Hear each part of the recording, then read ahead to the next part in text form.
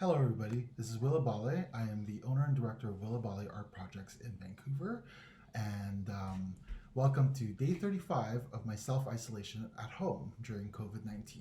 I am currently wearing a toque because my hair is in need of a barber, as many people's hair probably is at this particular point in time. I'm sitting in my dining room, which has turned into a kind of workspace for my partner and I, as he makes paintings and I work on gallery business at home. We are surrounded, fortunately, by a lot of works in this room. Across from me is Ian Wallace. There's Patrick Cruz and Jeremy Lang, Kim Candy Austin. There's a Jeff Hallbauer work to my right. There's Vincent Treza. There's Jeremy Hoff, Colleen Hestlin.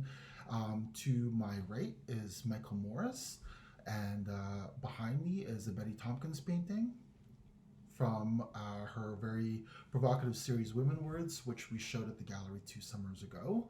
And to my left is Neil Campbell's painting entitled Fluo.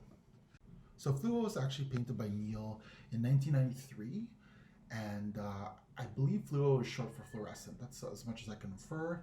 It is a painting that it originally exhibited at Andrea Rosen's gallery in New York, where Neil was her second exhibition when she opened her gallery. Fun fact, the first exhibition Andrea Rosen had was Felix Gonzalez Torres. And this painting I first saw at Blanket Gallery in 2007. Natalia Hug, who was the director of Blanket Gallery at the time, showed me the painting, and it was one of the first Neil Campbell paintings I had seen at that point. And I asked her to put it away after 10 or 20 seconds because it was making my retina go crazy. And it was starting to make me feel nauseous. What I didn't realize was that this was a phenomenon that Neil had termed phenomenological, that it was very intentional. It was meant to hit the viewer like right in the gut with its optical effect, and that he spends a lot of time in his studio sort of developing these optical techniques to be able to kind of develop this charge with his compositions. So I first saw it in 2007, but the work was actually not purchased until 2012, when Blanket Gallery was set to close. I finally, after several years of looking at Neil Campbell's work, realized that this kind of phenomenological effect is central to what I find the most interesting about his paintings. So I went to the gallery, and I was considering the painting at a time that another private collector in Vancouver was considering the painting, which is a very similar work with similar color compositions, but the number of circles and the size of the circles is vastly different. So it's sort of interesting to see how Neil plays with these optical effects and how effective they are, even if the compositional result is vastly different. This painting has a heck of a lot of surface texture. When you look closely, you could see the texture within the circles. You could see sort of the flatness of the application, the brush strokes that was used to apply this very fluorescent, hazardous looking shade, contemporaneous orange, almost like a pylon. The blue is like this very specific blue. It's not just an ultramarine, it's almost like an Yves Klein blue. And when you put these two colors together, they start to vibrate at the edges, where the circle's blue edge meets the orange ground. What makes it even more interesting is that if it's not evident at first, you realize that the pattern is not consistently a grid all throughout, that there's negative spaces allotted throughout the composition. And not only is there negative spaces allotted throughout the composition, but there's different sizes of circles. There's 2 different sizes of circles within the composition, and as your eye travels up and down diagonally across through the composition, what ends up happening is that you get these spots in your visual field, which is really satisfying and such an effective kind of painting.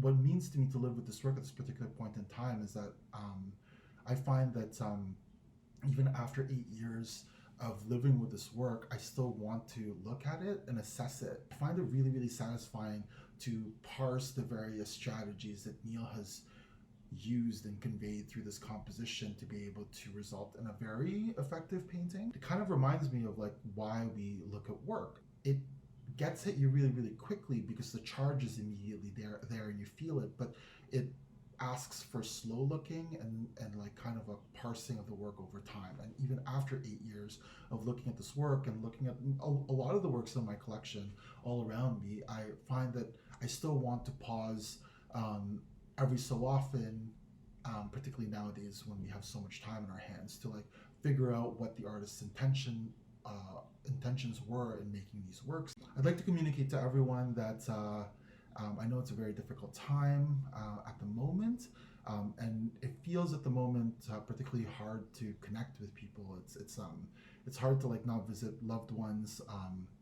If you want to like safely isolate yourself from them, it's hard not to hug your loved ones. It's hard not to speak to people face to face. It's sort of like the way I've developed my relationships within this art community in Vancouver is face to face or in events, and that the people that I've met throughout the years, throughout the community, are like very dear to me.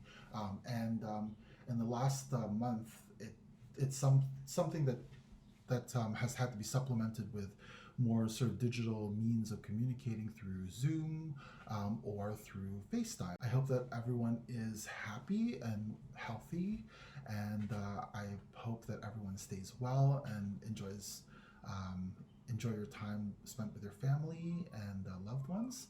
And I hope to see everyone soon once we have control over the situation. Looking forward to seeing everybody out in events and possibly at my gallery, where we could continue our conversations. Take care. Bye, everybody.